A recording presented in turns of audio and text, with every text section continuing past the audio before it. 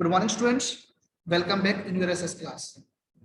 Student, we have started first chapter of history, that is the rise of the nationalism in Europe, and it is the third part. Now, student, we have already discussed about the introduction of this chapter and the French Revolution, and you can say the idea of the nationalism. We have discussed these two parts, you can say that of this chapter. Now, this is the third part, and we will further continue it. And in the last previous lecture, I have shown you one picture. Now, this person is considered, you can say that is known as a Napoleon Bonaparte.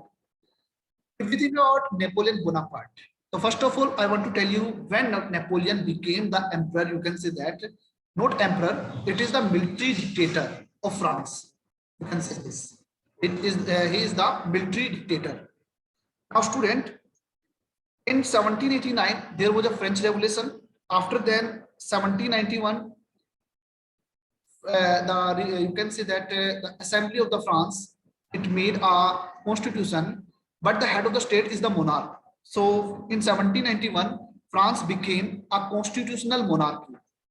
But in 1792, you can say that the emperor was deposed of, and France became a republic country. But it was the time period of the reign of terror during the 1793 and 1794 under the Maximilian Robespierre. So it created a lot of problems. So in France, directive was established, and due to this, there was a political instability in France. This is the basic reason. And Napoleon Bonaparte took the benefit of it on, and 1799, he became the ruler of the France, you can say that. He became the ruler of the France in 1799. Listen it very carefully. 1789, it was the time period of the French Revolution, where French people they are making their country like a republic country. But after in 1799, means after 10 years, France again became, you can say France again under that, you can say a dictatorship. Means जो Republic country थी वो खत्म हो चुकी थी 1799 के अंदर. So in this way, let's think about the Napoleon Bonaparte. Now, if we think about Napoleon, he was a French statesman and you can say military leader who came to power in France in 1799. Listen it very carefully. We have discussed here 1804 to 1815. No, this is 1799 to 1815. This will be there. But in 1804, it was considered that Napoleon became the emperor. In most of the books, it is considered. But in real sense, he became the emperor. Yeah, you can say that he created his dictatorship in France in 1799, and after then, he led many successful campaigns. And you can say during the French Revolution War, and was able to conquer the vast part of the Europe. This was the basic aim of the Napoleon Bonaparte. कि वो France को एक तरीके से अपने under करने के बाद मैक्सिमम यूरोप के ऊपर अधिकार करना चाहता था. This was the ultimate aim of the Napoleon Bonaparte, you can say that. So for getting this ultimate aim, and you can say that for getting maximum part of the Europe, he led a lot of wars. उसने बहुत सारे युद्ध लड़े, जिसके अंदर वो कुछ युद्धों के अंदर जीता भी, but he did many mistakes, due to which in 1815 he lost the war at Waterloo. Now we will discuss this thing later on. First of all, we will discuss after getting the, you can say, after becoming the emperor of the France, what he did, what reforms he introduced in France. This was the basic question, and this was the most important question for the board perspective. So my dear student, he introduced many reforms in the areas under his control. Means whatever the part in his control, means it was the part of the France also. And he has also, you can say, won some European areas also.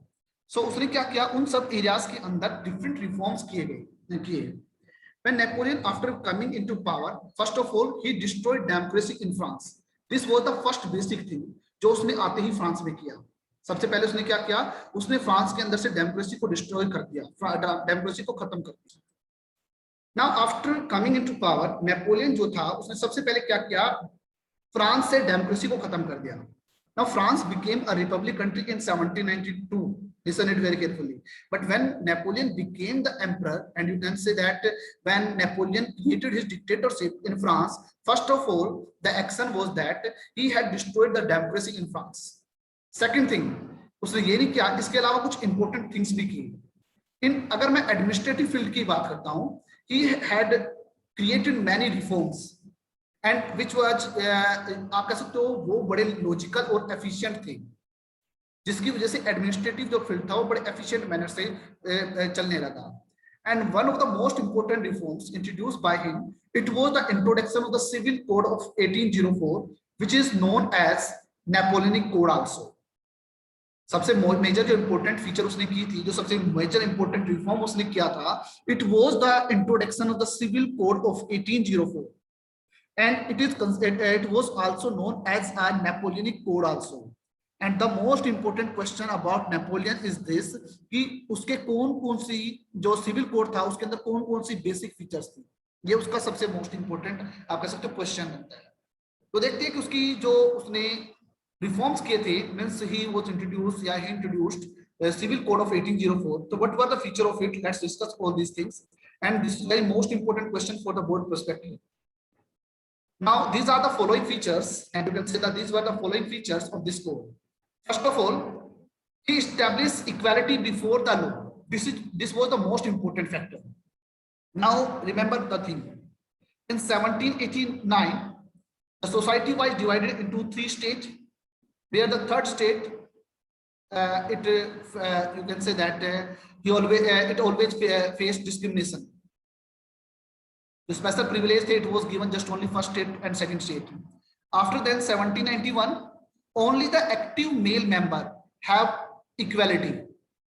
Means only the active male member, they have the power to participate in the public affairs, and you can say in the administrative area. All the poor person and all the female, they were considered, you can say, as a passive citizen. But अगर मैं 1792 की बात करता हूं, when France became a republic, at that time all the male member, they were considered as an active member, but all the female, they were still as a passive citizen. It means France में अभी तक किसी को equality नहीं मिली थी. But in 1804, first of all, he established equality, and it was given to all person, all gender also. This was the first basic thing, but it is just only for few time, because this person was a dictator. This person was a dictator.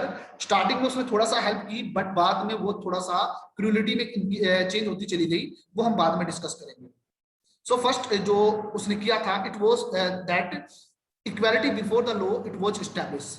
Now the second one, feudal system was abolished. You can say that the सामंतवादी प्रथा, and you can say the जमींदारी प्रथा, and these feudal person, they took the taxes from the peasants. So first of all, he reduced, and you can say he abolished feudal system.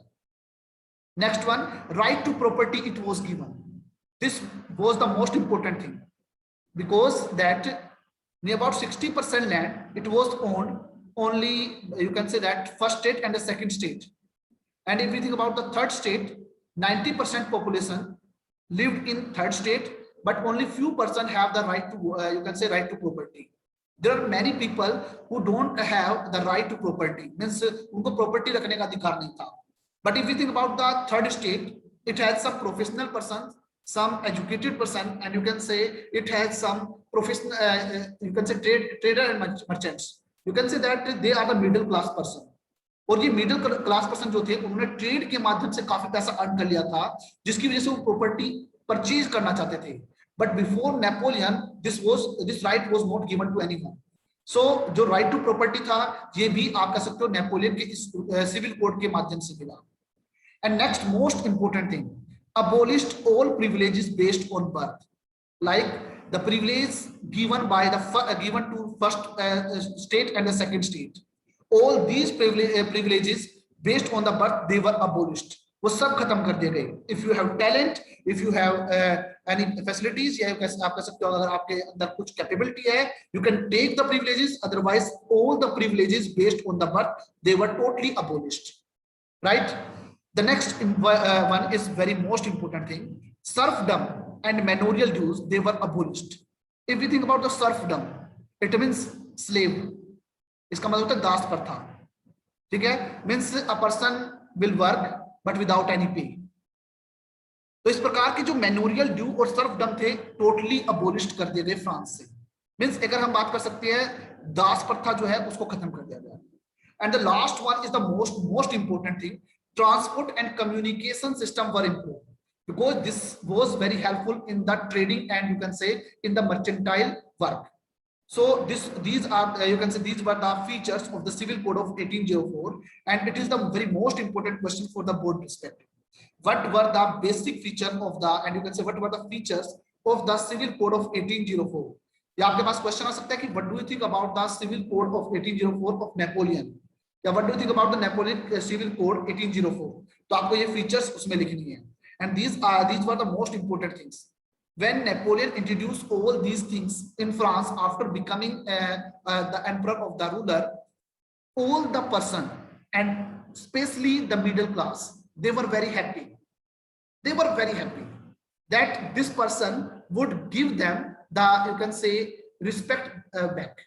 ये most important था उनके लिए, उनको था कि अब उनको मौका मिल चुका है अपने आप को प्रोस्पर करने का, अपने आप को रिच बनाने का। तो मिडिल क्लास और जितने भी पीजेंट्स कैटेगरीज थी they were very happy after introducing this civil code, but it is just only for the short live, ये कुछ समय के लिए था। Now let's think about thing. Now this code means this 1804 code, it was introduced in all the part which is under the Napoleon, means Dutch Republic, Switzerland, Italy and Germany. अभी थोड़ी देर पहले मैंने आपको बताया था ना 1804 Switzerland was under the control of the Napoleon. So this code, whatever the code it was introduced, this code totally introduced in all the part where Napoleon has the power. Peasants, artisans, workers, and the new business class, they were very happy with the newfound freedom because these freedoms were not given to them in the before the Napoleon. So they were very happy. And the most important thing, the uniform laws, the standardized weight and measure, and a common national currency, they were welcomed by the businessmen and small-scale good producers because this had facilitated the movement and exchange of the goods capital from one region to another. This was the most important thing. Let me clear this thing. जब तक Napoleon code नहीं था उससे पहले situation क्या होती थी, अगर आपको किसी एक एरिया से दूसरे एरिया में जाना होता था तो वहां पर करेंसी भी डिफरेंट होती थी। सेकंड थिंग, जो आपका वेट और मेजर करने की यूनिट होती थी वो भी डिफरेंट होती थी। इसी के लिए जो मर्चेंट हुआ करते थे उनको काफी टाइम भी कंज्यूम करना पड़ता था। सेकंड थिंग, उनको ये भी नहीं पता होता था कि वो कितना टैक्स कहां पर पे करेंगे। तो इसकी वजह से जो मूवमेंट ऑफ गुड्स जो थी एंड कैपिटल जो थी वन रीजन टू अनदर, वो उसके लिए बहुत ज्यादा प्रॉब्लम क्रिएट होती थी। But this uniform laws create the easiness to all the traders, so they were very happy to see this thing. Okay, now in the beginning everything seemed very good. I told you in the beginning everything seemed very all thing very good because he did many things for the middle class and for the peasant person, and they were very happy to see all these things. And wherever the French armies went, you can say that wherever the French armies went, the French armies were welcome in all the places like Holland, Switzerland, Brussels, Mainz, Milan, and you can say Warsaw. But this was a short-lived time period because Napoleon was a dictator. Napoleon was a dictator, and in the country of dictatorship, people don't have any right. Remember this thing. They don't have any right to criticize the ruler. This was the basic thing. So soon this thing, whatever he introduced, soon this thing turned hostile towards them. And the French army were opposing them, sorry, oppressing them. जो French army थी वो अब उनको oppress करने लगी, अब उनको शोषण करने लगी थी. And there were some other reason also behind this, their dislike of the French army which were followed. The most important thing, increasing of the taxation. सबसे मोस्ट इंपोर्टेंट उन्होंने क्या किया, सबसे पहले सभी व्यक्तियों ने उनका बड़ा स्वागत किया because Napoleon introduced the civil code of 1804 and everybody was very happy to listen this thing. But धीरे धीरे डिक्टेटरशिप की जो फीचर्स थी वो धीरे धीरे क्रिएट होने लगी। तो डिक्टेटरशिप की जो फीचर थी वो कैसे क्रिएट होने लगी, सबसे पहले उन्होंने क्या किया, इंक्रीज एंड टैक्सेशन। सबसे पहला काम किया, टैक्स को इंक्रीज कर दिया। The next one is censorship को कर दिया गया। Censorship it means there was no freedom of speech and expression, there is no freedom of press also. This censorship जो थी वो अडॉप्ट कर ली गई। मींस अगर प्रेस कोई भी चीज पब्लिश करेगी, that press has to take the approval from the emperor, from the dictator. तो कभी भी उसके खिलाफ तो कुछ भी नहीं हो सकता, कभी भी उसको तो क्रिटिसाइज नहीं किया जा सकता। Next one is forced enlistment of the common people to the French army in order to fulfill the aim of the conquering the rest of the Europe. This was the most important thing.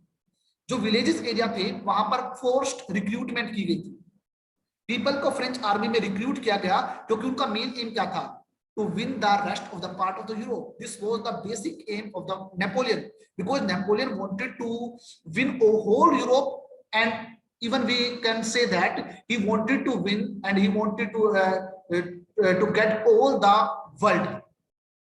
So first of all he established its power on France, then he moved towards the other part of the Europe. तो इसलिए उसने क्या किया, forced recruitment करनी शुरू कर the common people की, जिसकी वजह से कॉमन पीपल बड़े उससे गुस्सा हो गए।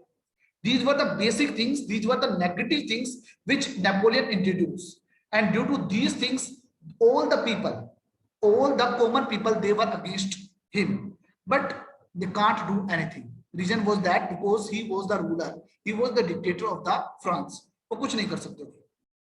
राइट फ्रेंड्स, अब उसने क्या किया, उसने आसपास के जो एरियाज थे उनके ऊपर अटैक करना शुरू कर दिया। मींस यूरोप उनसे लगने वाले जो हिस्से थे उनके ऊपर अटैक करना शुरू कर दिया। और उनके ऊपर अटैक करने के बाद अगर मैं बात करता हूँ, अगर नेपोलियन की बात करता हूँ, नेपोलियन ने आसपास के हिस्से में सबसे पहले उसने ब्रिटेन के ऊपर अटैक करना शुरू कर दिया, इधर से जो दूसरे एरियाज थे उनके ऊपर अटैक करना शुरू कर दिया। At that time Germany was not the nation, and it was the, you can say that there was a country Prussia. I am saying Prussia. Prussia, it was the old name of Germany. एक country है Persia, ये आपका Iran था। तो इस बात को बड़े ध्यान से देखना, Prussia, it was the old name of the German. Okay, तो उसने क्या किया, आसपास के एरियाज पे अटैक करना शुरू कर दिया। तो इस तरीके से उसने ब्रिटेन पे भी अटैक किया और एक साइड से उसने रशिया के ऊपर भी अटैक कर दिया। मींस उसकी ये सबसे बड़ी बेवकूफी थी, उसने हर एक फ्रंट पे जो था युद्ध करना शुरू कर दिया, जिसकी वजह से कुछ जो मेन आप कह सकते हो यूरोपियन पावर थी, जैसे कि मैं बात कर सकता हूं Persia, Britain, Russia and USA, ठीक है, इन सब पावर्स ने क्या किया, इन सब पावर्स ने उसको दबोच लिया। और 1813 में पहले युद्ध हुआ जहां पर जो वो था वो हार गया, ठीक है, बट वो उससे कोई फर्क नहीं पड़ा। बट 1815 के अंदर at Waterloo it was the basic thing when Napoleon was defeated, and when Napoleon was defeated in 1815, once again France was under the conservative people. France में दोबारा से मोनार्की री एस्टैब्लिश कर दी गई, रीस्टोर कर दी गई। So this was the part of the Napoleon. तो आपको पता होना चाहिए कि नेपोलियन जो है वो कहां पर हारा, 1804 जो के जो सिविल कोड थे, what were the basic feature of those things. तो हमें उन सब चीजों का पता होना चाहिए, right. Now come to the main important topic, because our main important topic is that the making of the nationalism in Europe. This was the basic, you can say that the basic point of our chapter. हमें Europe के अंदर nationalism किस प्रकार से create हुआ, we have to study this thing. If you have 1 marks question, then you will answer that just only to introduction, to establish the nation state. It was the part of the nationalism, yeah, it was the main point to emerge nationalism in Europe. This was the basic thing, right? So now we will have a look at the making of the nationalism in Europe. But before going to read all these things, first of all we will discuss, and you can say we have to understand the composition of the Europe also. Means Europe किस प्रकार का area था। If you think about the present map of Europe, we have different countries like Germany, Italy, Austria, Hungary, means ये सारे Switzerland, France, ये सारे की सारी यूरोपियन कंट्रीज थी। But during the 1848 you can say that, and you can say that during the 1830s या 1815 the map was not the same as we have today. Map वैसा नहीं था, because the total Europe it was divided into different kingdoms. different duchies, and these were ruled by the different dynastic rulers, and you can say अलग अलग राजाओं को उनके ऊपर अधिकार होता था. Okay, this was the composition of the Europe at that time, means during the 1815.